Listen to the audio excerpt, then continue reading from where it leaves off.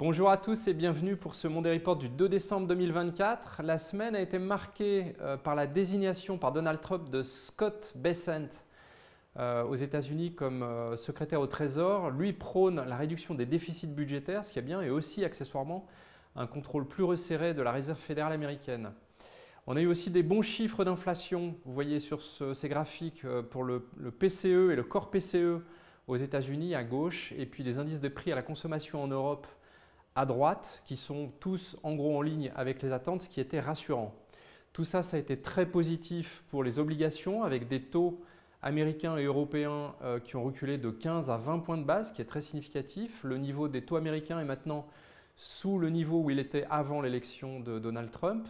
Et vous voyez donc que les obligations souveraines et aussi les obligations d'entreprise sont en hausse sur la semaine de 1,4 à 1,9%. La victime collatérale, c'est le dollar, en recul de 1,7%, mais qui avait été très fort les semaines précédentes. Les actions, elles sont un petit peu entre les deux. C'est une nouvelle surperformance des actions américaines, 1,1% sur la semaine. Et sur 2024, les actions américaines progressent de 26% contre seulement 6% en Europe. Cette semaine, ce seront les chiffres sur l'emploi américain qui vont reprendre la vedette. Ce seront des chiffres importants pour maintenir l'optimisme sur les marchés. On va avoir les créations de postes, les fameux JOLTS, et puis aussi le rapport mensuel sur l'emploi en fin de semaine. Les attentes restent relativement solides.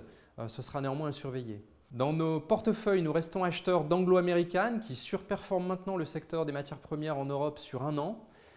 Sur la restructuration de son portefeuille d'actifs, le groupe verra ses profits maintenant exposés à 70%, 70% au cuivre et avec l'option en plus d'un stimulus, d'un vrai stimulus finalement à venir peut-être en Chine. C'est tout pour aujourd'hui. Je vous remercie de votre attention et je vous souhaite une excellente semaine.